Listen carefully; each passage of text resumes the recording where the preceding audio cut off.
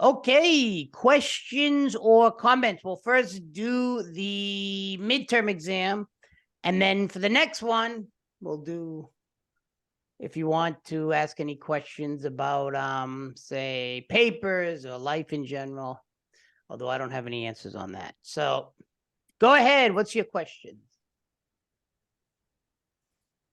Nothing? Anything? I've got a question. All right, Tyler. So the girl selling water, Yeah. I'm just a little confused on what exactly that is, or if I just missed it in one of the lectures. Excellent. So it's behind me, correct me if I'm wrong. And basically, this is the United Nations, right? So the United Nations says to itself, look it, we're gonna outlaw.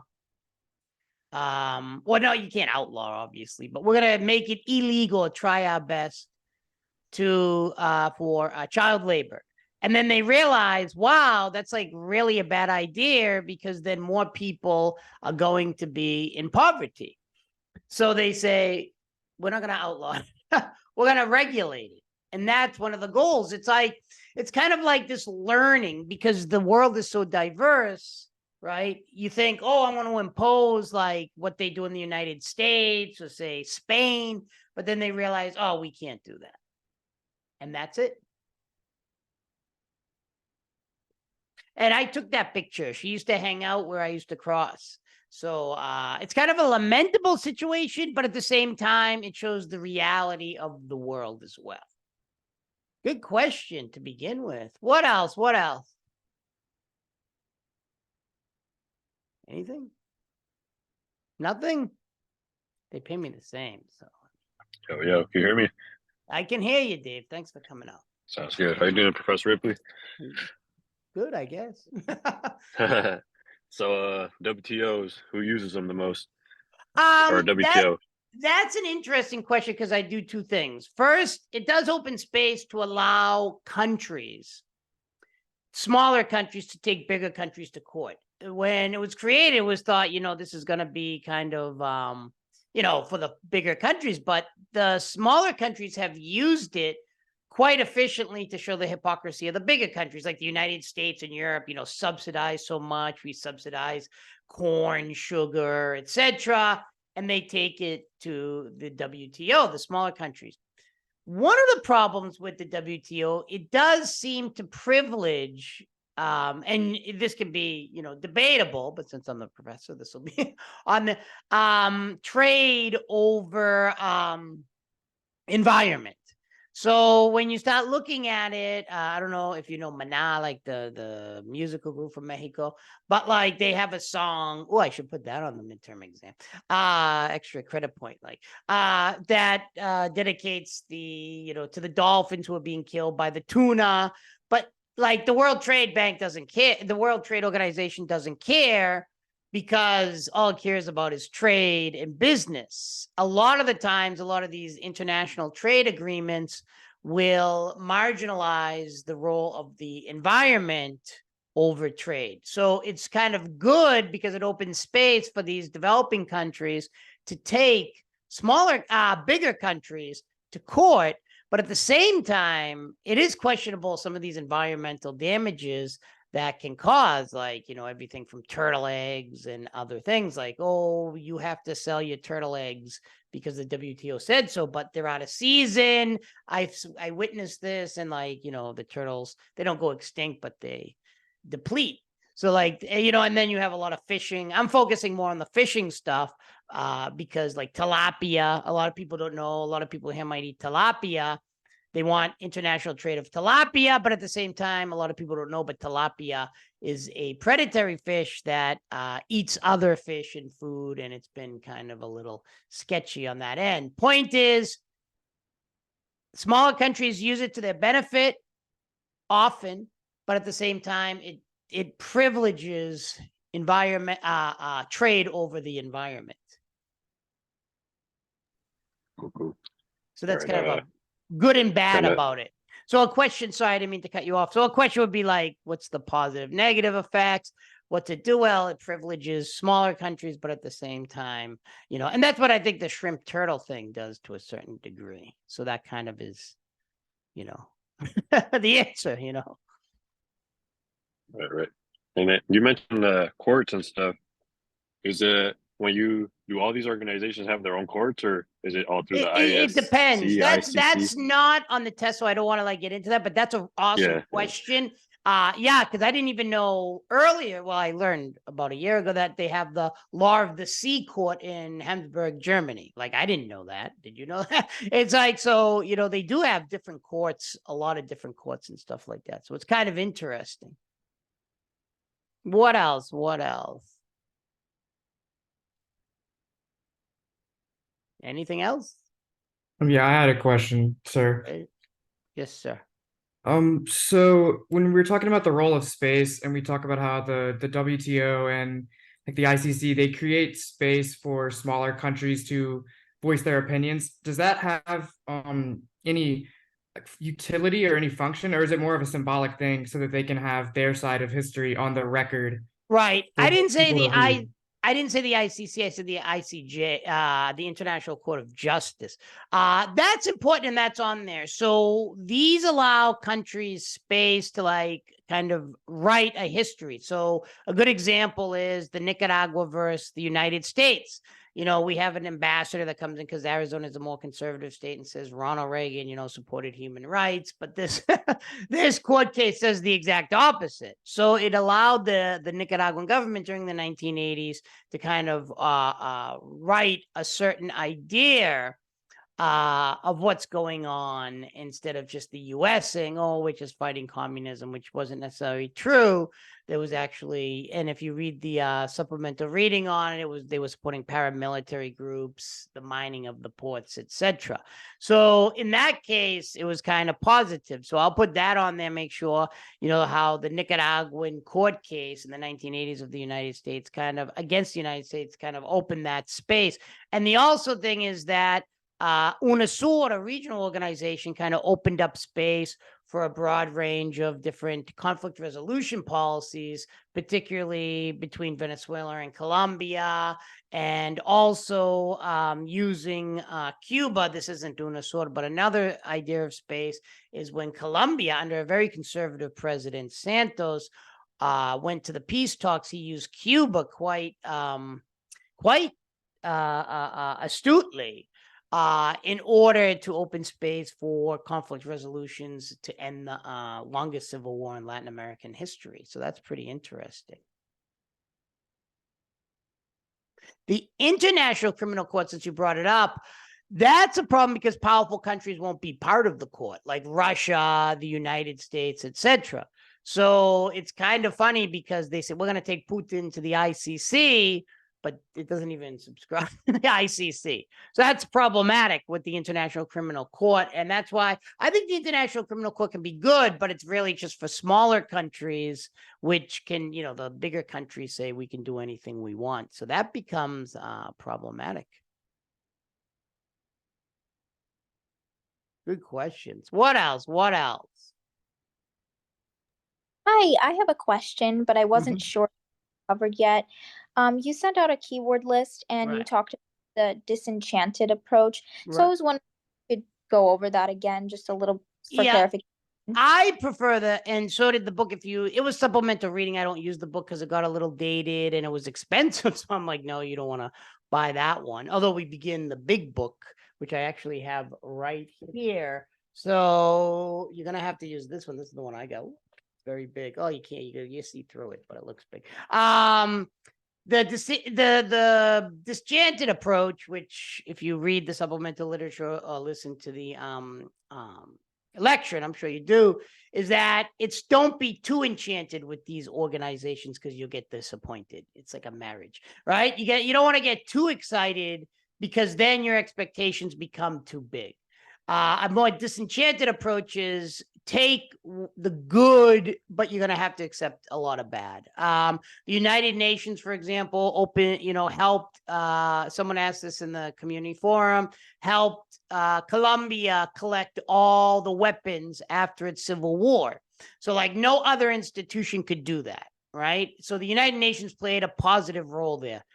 In the Congo and Haiti, not so much. In fact, there's evidence of abuse by United Nations workers of people who live in those countries. PBS did a very lamentable documentary on it.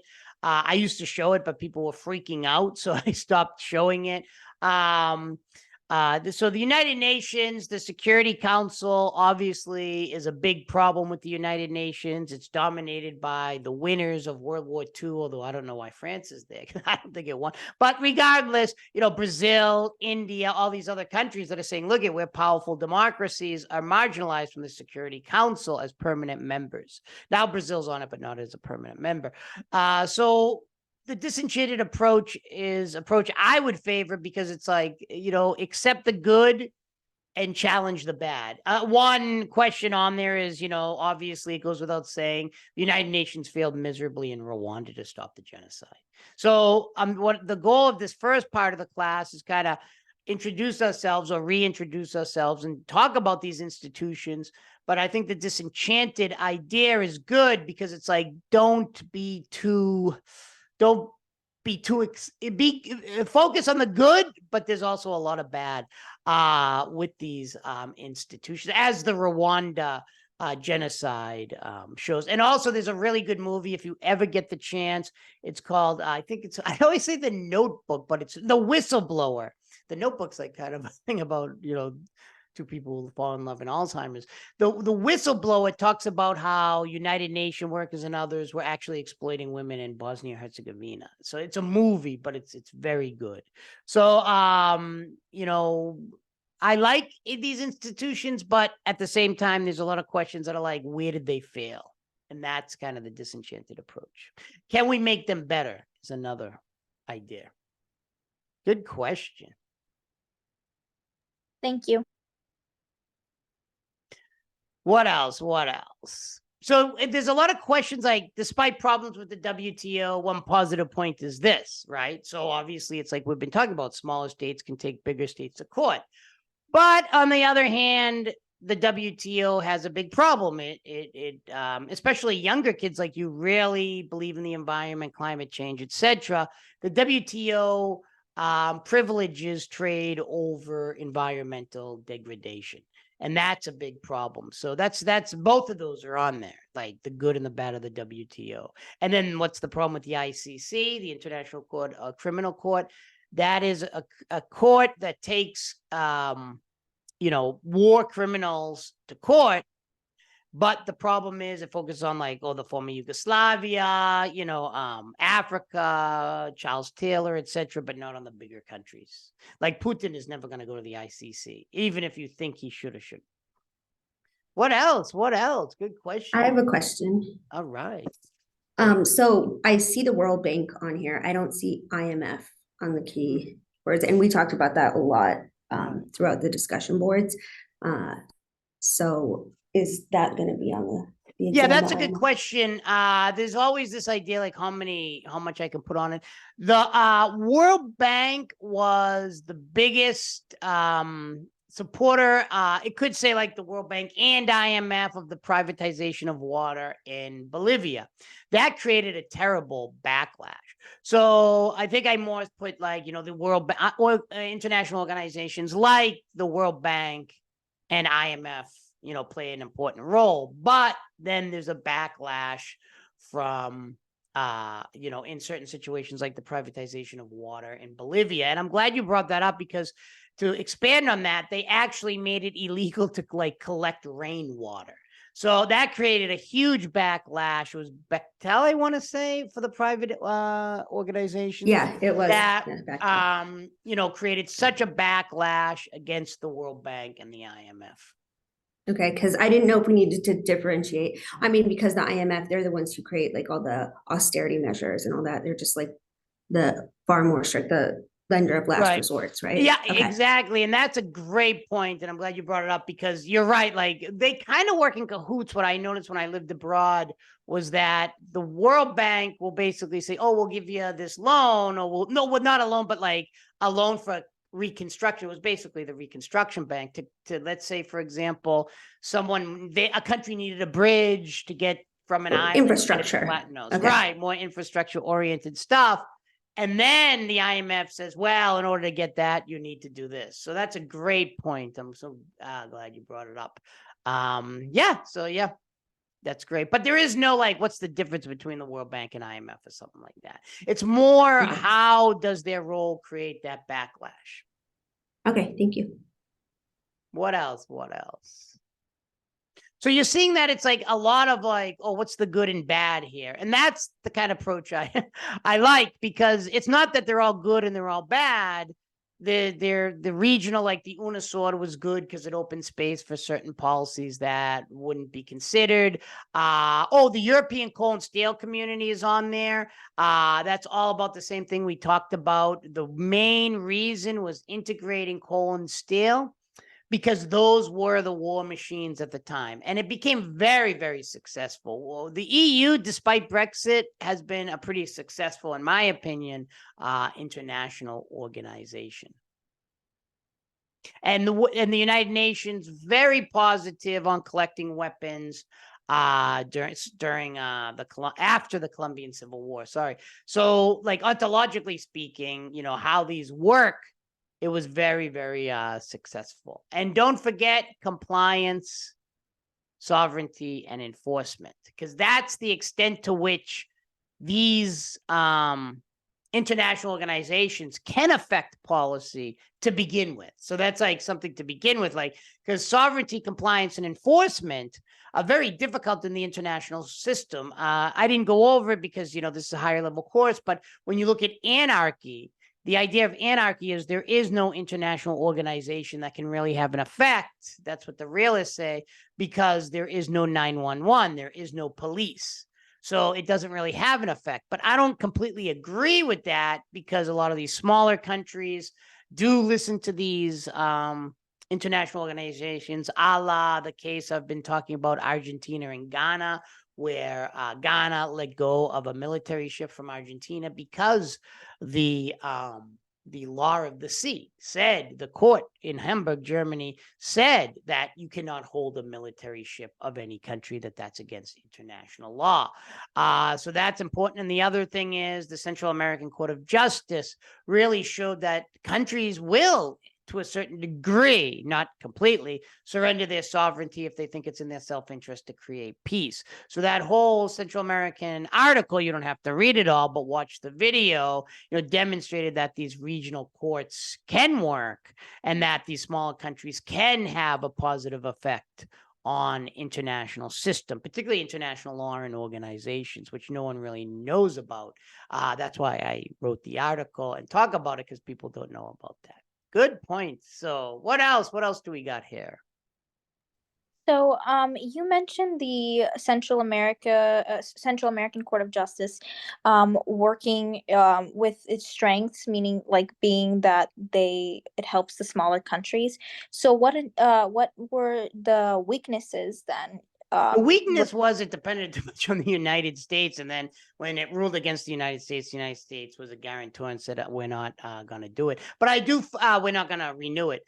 I do not ask that question in this case, so you can limit your studying. I specifically asked for the more positive effects, which are like, you know, it can help develop international law. It kind of challenges the idea that these smaller Central American states have no value in the system, etc. So, ideologically speaking, the Central American Court of Justice actually posed many strengths and worked in retrospect, but the only weakness was that it was depending on the U.S. And when it sided against the U.S. Was like, okay, we're just going to cut your funding, and then poof. Right. And also, you know, Nicaragua, which it ruled for Nicaragua, this was, you know, like what, the 1900s, basically said the same thing. Oh yeah, you know, you can't rule against us. We're with the United States. That's where the bigger powers have kind of a negative view, because the bigger powers don't allow these other countries to kind of rule against it, as we saw in the Nicaraguan case in the late 1980s. When Nicaragua, the ICJ ruled against the United States, it basically said, we don't care. But the positive idea fact of that is that Nicaragua was able to write the history of what happened in the 1980s, and now it's codified in this case in the ICJ. That's the International Criminal Court. The International Court of Justice. My mistake.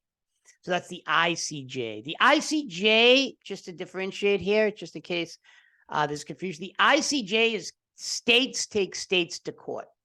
The International Criminal Court, ICC, and just remember with the word criminal in it, is where war criminals go to court, individuals.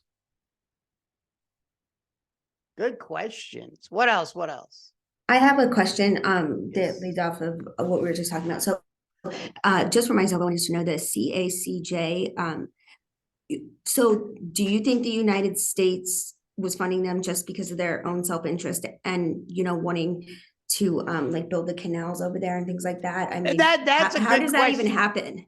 It was actually through a man named Carnegie, and he has the Carnegie Peace Endowment and all that stuff. So I think that it was part of the zeitgeist of the time. A lot of religious groups were really into peace. People were tired of war, so they got together, and for whatever reason, they put together this court. You know, they wanted it in Central America. There were movements for a more unified Central America. So there's a lot of like interest that came all at the same time. But that's a good question about the canal. Like that could be definitely, that would be a good paper. Right? Were they interested in the canal? But I don't want to get too bogged down in that, but that's a very inquisitive question, because it's like, you know, why would the United States have an interest in doing that?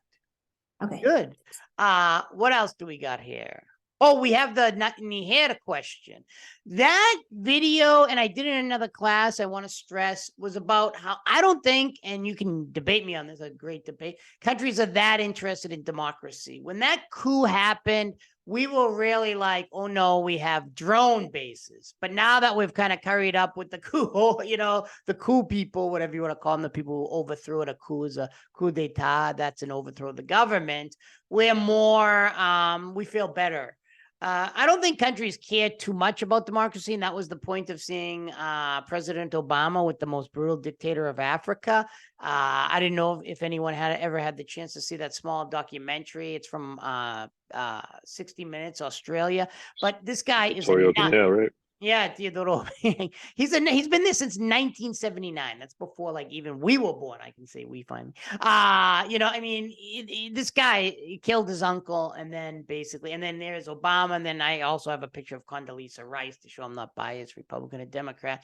It seems like we're more interested in alliances, states, that is, than we are with democracy and human rights, and that does pose a challenge for organizations and international law. And if you notice, you probably didn't jump ahead. I put a couple, you are an international lawyer, so you have to take the side of the Ukraine and Russia, because my friends who study law tell me all the time, because I write a lot of recommendations and stuff. And one just came into my class that if you do want to study law, you have to understand all the sides in the case. And then I do another one, you'll have to answer where you're a representative international lawyer for Israel and then for the Gaza. So that'll be an interesting discussion board, but that's in a few weeks that it's due. Just a point on how the class is going. What else? What else do we have? So I had a question about the Niger coup, but this might be a little bit off topic.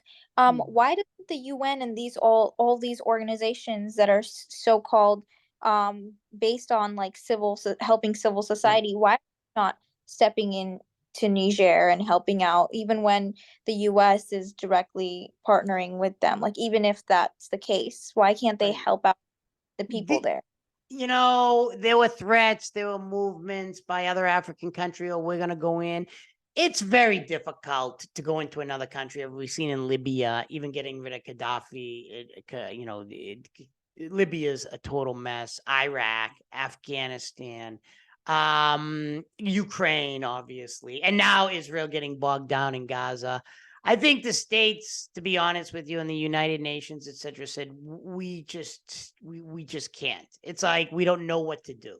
And they do have a lot of support. So what do? Go in and start, I mean, and there is no real military. When we went into the former Yugoslavia with the United Nations, we used NATO. And there is no way NATO now, focusing all its resources on the Ukraine, is going to go into Niger. So that's a good question. My argument is, it's not a priority. Two, countries have cozied up to the coup. And the coup is somewhat popular. It does have a lot of people who do support it. So I think they say we just don't have another option. I mean, they were threatening African countries were threatening to go in, and then they said, well, then there were empty threats. But that's a good point. And is it just because it's Africa? That's one of the problems with Rwanda. That's where discourse matters. Oh, I got to give you a few extra points on this. Discourse matters because was Rwanda tribal, warfare or genocide? That's one of the points of the Myanmar question, where when does quote unquote genocide bring us to the point where we have to intervene? And that's one of the things with Niger. It's just a coup. No, I mean, no offense to the people or anything like that, but it didn't rise to the occasion of, say, genocide. But then you could make the argument, why did we use it in Afghanistan, NATO, and Libya?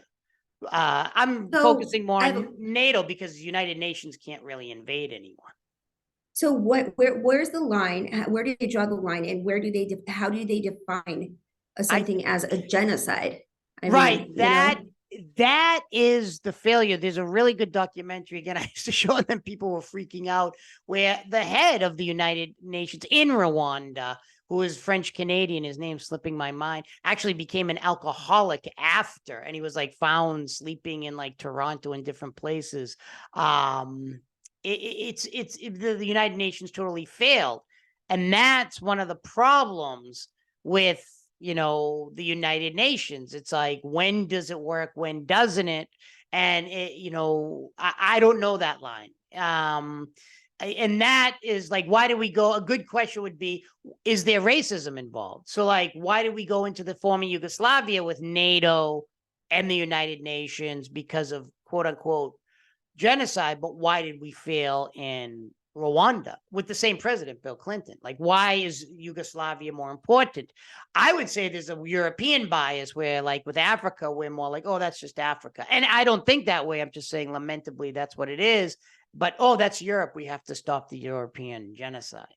So there's probably a little of bias there as well, because it's like, oh, that's Africa. They're always like that. You know what I mean? It's like but this is Europe. We have to go into the former Yugoslavia. And the Rwanda genocide wasn't affecting Europe, whereas Yugoslavia was. I'm not saying that that's right. I want to make that. No, I know. Because I'm just wondering, with the conflict right now in Israel and Gaza, a lot of people say, oh, this is genocide, but it's not recognized as that, and then vice versa. So I was just kind of trying to wrap my head around that, like who defines genocide? And that's an awesome question, because we just had a debate in my political violence course on that. Should the United States continue supporting Israel? Yes or no? It's kind of different from your question, where is the United Nations too tough? And it was a very good debate. I really, really enjoyed it. But before I answer these kind of offspring questions, let me just go over. So that's about it on it. And the disenchanted approach, I fail personally. I'm looking at the exam now. Is high expectations, but yet at the same time it does some good. So it doesn't fog our understanding, because if we're too tough on these international organizations, we think they can't do good at all. But it's fine for you not to agree with this. I specifically say, I focused, the lecture found the following approach favorable. It doesn't mean you do. Again, the backlash in Bolivia water, privatization, against the IMF and World Bank. Thank you for asking that question, because I do say both of those. The shrimp turtle case, really good, but is the WTO kind of supporting trade over the environment? And the environment is important, but at the same time, there's a question on what's the positive aspect of the WTO, and that smaller countries can take bigger countries to court, UNASUR, the Nicaraguan case I'll put on there since we talked about it, both opened up space for certain policy space in the UNASUR case, but to write history in the Nicaraguan case. European coal and steel community, it's the third time it's on it. I like it because I don't, I used to teach the European Union class, so I got more into it and I learned a lot. The European coal and steel community initiated, it was called the EC at the time, the European community, and just really got the ball rolling. And now, there's a monetary union with a lot of countries, the parliament, etc. Regardless of all its weaknesses, it's still a pretty strong international organization because it's not a country, so it's still an organization. So states act differently in the international system, but the Argentinian and Ghanaian, well, if it's Ghanaian or Ghanaian, case really shows that smaller states do actually follow the international law. And the United Nations, some positive points there. We've really brought up a lot of negative, is that, during the Colombian peace process, it was able to collect the weapons. But again, Rwanda really, really stresses the fact that it fails. And I think you're bringing up great points. Like, why is it that we go into one country and not another? Who defines genocide? That's a great thing on discourse. I'll definitely ask an extra credit question. They don't come up as extra credit because Canvas doesn't allow that. I want to be clear. So there'll be like extra points, like, a couple extra points on the quiz, but like it's anything over 100 will be an extra point. Oh yes. Nuremberg trials helped create the ICC. That's an interesting case, I think, because Germany was a quote unquote developed country, but now the ICC is essentially for smaller countries, which can be bad because bigger countries create war crimes too. Again, all the space, these international aspect of these international organizations, particularly the regional ones, open up space for policies and to rewrite history. And then, like I said, the coup and the Central American Court of Justice. So all of that is on there. There's no surprises. Like, the quizzes, sometimes you're like, oh, there's a lot of information. But don't worry, there's a lot of points on this. What else? Any other questions? So, we again going back to the Niger coup. Mm-hmm. I just wanted to say, that with the coup and with the UN not really helping as much, could that be because of like the global North versus like global South, and them being less inclined to help out like southern countries in the global South? Also because with like the ICC, I believe most of the countries that they try for war crimes are in Africa, if I'm not mistaken. So right. Could that be just like that bias that you were talking about? I think it does. Other people might think differently, so I'll leave that to a big debate. The North-South divide is intense. That's why I think, they were more inclined to help in the former Yugoslavia, and also was hurting European interests because of all the immigration. And they were very nervous that was going to spread. The former Yugoslavia broke up into these different states.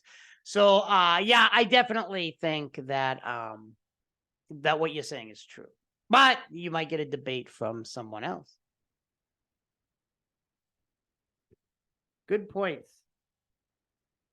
I'm typing. All right, I got another question. All right. So you mentioned something about the boats in Argentina and Ghana. You're right. And I think that the United States was involved also, right? Yeah, it was. I don't bring it up, but like, so really quick. Well, all right. My question was, oh, I'm sorry. Go ahead. Why wouldn't Argentina just argue with the United States instead of using Ghana as a middleman? Yeah. Ghana wasn't the middleman. It was Ghana's port. and the United States put pressure on Ghana to hold the ship.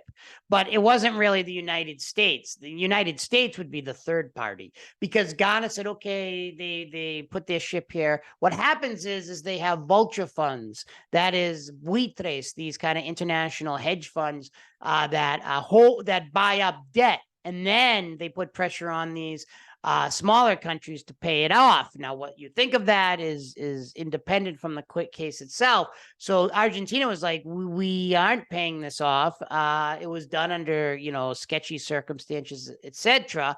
So when a military ship went to a Ghanaian port, it said the United States, which has a lot of power in the world, which represents its capital, that is the money, says Ghana hold Argentina's ship until they pay us off. And remember, that's where the government of the United States and private capital, my mother actually worked in finance, so I learned a lot about this, kind of like has a lot of power. Finance has a lot of power in this country. As you saw, Kristen Sinema, if you're from Arizona, refused to tax the hedge fund managers, which get off on paying a lot of taxes. So the United States would actually be the third party, where it was exactly against Ghana and Argentina. And Argentina strategically doesn't want to take the United States to court. It wants to take Ghana to court because Ghana is a weaker power in the international system.